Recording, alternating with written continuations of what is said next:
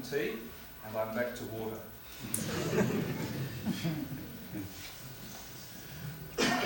Let's pick up the reading in verse 1 of Matthew 4.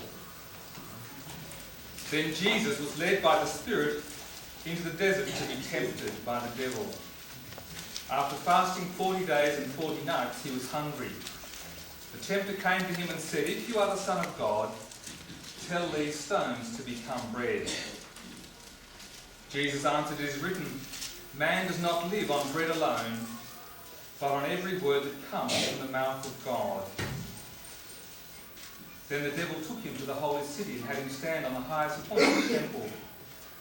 "If you are the Son of God, throw yourself down, for it is written, he will command his angels concerning you, and they will lift you up in their hands, so that you will not strike your foot against a stone." Jesus answered him, "It is also written, do not put the Lord your God to the test." Again, the devil took him to a very high mountain and showed him all the kingdoms of the world and their splendour. "All this I will give you," he said, "if you will bow down and worship me." Jesus said to him, "Away from me, Satan, for it is written, worship the Lord your God and serve him only."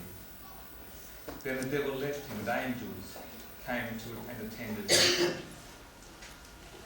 Then if you'll turn over, please, to John chapter 21. I just want to read a few verses from verse 15 of John 21. This, of course, follows Jesus' appearance after his resurrection to his disciples as they were out fishing, and the miraculous catch of fish. John 21 and verse 15. When they had finished eating, Jesus said to Simon Peter, "Simon, son of John, do you truly love me more than these?" "Yes, Lord," he said, "you know that I love you." Jesus said, "Feed my lambs." Again Jesus said, "Simon, son of John, do you truly love me?"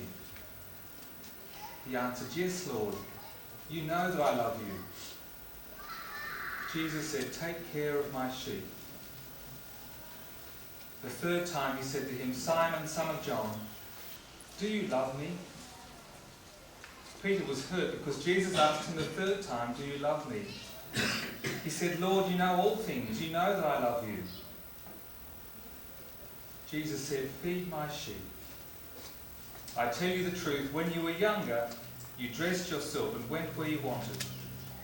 But when you are old, you will stretch out your hands and someone else will dress you and lead you where you do not want to go." Jesus said this to indicate the kind of death by which Peter would glorify God. Then he said to him, "Follow me."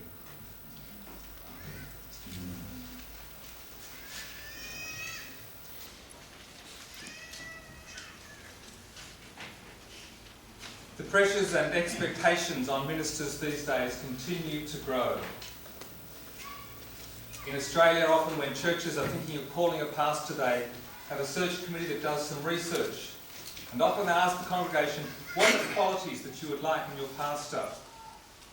And usually I find that people add together all the good qualities of every pastor they've known, plus a few more, and if possible a bit better than Jesus, and that's the kind of expectation, isn't it? And perhaps for some of us this morning, as we come to gather in this community, we come with heavy hearts because of expectations that are laid upon us.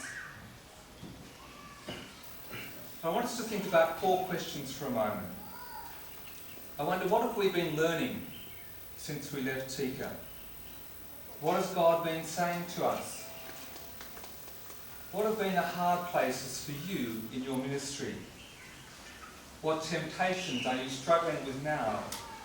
Where are you most vulnerable? I thought I might begin by just sharing a few things from my own situation. Some of you know I'm a bit of a slow learner. One of the things I've had to learn and relearn is that God's plans are much better than my plans. When I was repeating grade 12, I had a motorbike accident which landed me in hospital for a number of weeks, and I missed about 15 weeks of school. I wondered why God would allow this to happen to me. And yet through those experiences, it changed my direction from an interest in engineering to an interest in social work.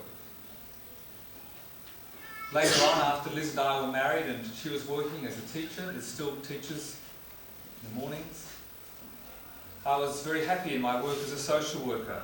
I worked in corrections, in the prison system, in family welfare with families that had broken down, and in regional planning. And when Liz and I married, we didn't really expect to move out of those areas of vocation. And yet as we began to pray together as to what God would have us do as a couple as well as individuals, He laid a real burden upon our hearts about this part of the world. We shared with our church leadership on a number of occasions, and then they said they would go away and pray about it and come back to us with a response. And after a few weeks they said, look, we think you should stop what you're doing, go and do some theological study, but we're divided as to whether your ministry should be at home here in Australia or overseas. Cut a long story short, after our theological studies, we were set to go to Zimbabwe to be involved in urban church planting work with the Australian Baptist Mission. Because of my social work background, that seemed to be a good use of some of those areas. We were all packed up, ready to go, but the work permit didn't come. And so instead of going to Zimbabwe and planting a church in Harare, we ended up planting a church in Melbourne. I was invited to join the team of our home church where I'd grown up, and part of my responsibility as the associate pastor for outreach was not only to coordinate outreach within the congregation but also to plant this new church. We'd settled in and were just enjoying the thrill that comes in a new church ministry situation when again the call of God came for us to come to Tika. And initially we weren't keen. I said, no, I don't really want to do theological education, I'm more interested in being involved with people. Anyway, eventually as we prayed about it, we felt that God was calling us here to develop a field education program, and so we came. When we finished our time here and had handed over the work to Joe Capolio, we went back to Australia feeling burdened for university students. Liz and I have both been very involved with AFES, the equivalent of ZAFES, in Australia. But we wanted to work with university students not just on the campuses but in the context of a church ministry. There are a number of churches that had approached us, and as we prayed about it, the one that kept coming back was Kew Baptist Church. But it didn't seem to fit. There was not one university student attending the church. And yet God knew best.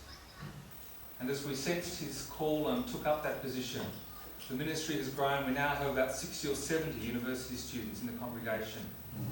3 of them work with me a day a week each as interns, preparing for ministry. And it's very exciting. 12 are in a preaching class. And while I'm over here, some of them will begin a new preaching series in the evening service. I mention these things just to say that often I've found that I've been thinking in one direction, but God has been in another. And God's plans have been so much better than I could have ever asked or dreamt. And Liz and I want to affirm that the thing God continues to teach us is to trust in Him, to seek His ways. But what has God been saying to us in the immediate? As I move around amongst pastors, particularly in Australia, I often find them looking for the latest book, the latest program, the latest idea, the latest key to unlock the church growth. But how often do we stop to listen to God? Last year we had a series of studies which the whole congregation did entitled Listening to God's Voice. We prepared some study materials, and for a number of weeks people were asked just to concentrate in their personal devotions on reading through this material, reading the passages each day, writing some notes, jotting down what they felt God was saying to them. We specifically asked them not to share those things even with their husbands or wives. They were simply to come to a church meeting where we would begin to share them.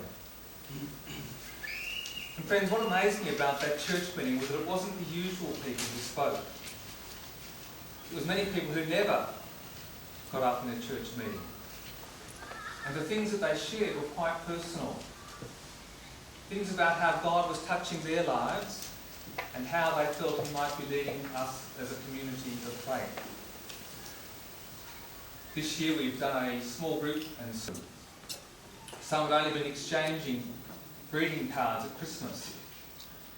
They hardly knew their grandchildren because of the rift that had come, and how to repair the damage so many years later, when all of a sudden there's an acknowledgement that this abuse had in fact taken place. It wasn't what I thought God wanted us to do as we took up the work at Q, but it was the work that came to us. And I want to encourage you, because sexual abuse amongst pastors is not uncommon. By sexual abuse, I mean the sexualising of a pastoral relationship. It can take many forms. The women may well be of age. One of Peter's victims was distressed not because he had abused her, but because she thought she was the only victim. And she was very angry with me for letting it be known that there were other victims, that she was no longer the one love of Peter's life. I could go on at some length about that situation. But I think you'll agree with me that that kind of circumstance in the church is hard to deal with. And yet, with God's strength, we can tackle those difficult situations, and there can come reconciliation and healing. Most of the victims, I'm pleased to say, are worshipping. Not necessarily in our church, but in other congregations, and that's been a source of great encouragement to me. I wonder this morning what temptations you are struggling with. Where are you most vulnerable? We've been talking over the last couple of days about accountability, and I appreciate what our brother Felix has shared with us. Each month I meet with Len Lewis, a senior retired minister. Len was the senior pastor at the first church where I was on the team as the youth pastor. We've kept in touch over the years since 1983 when we first met.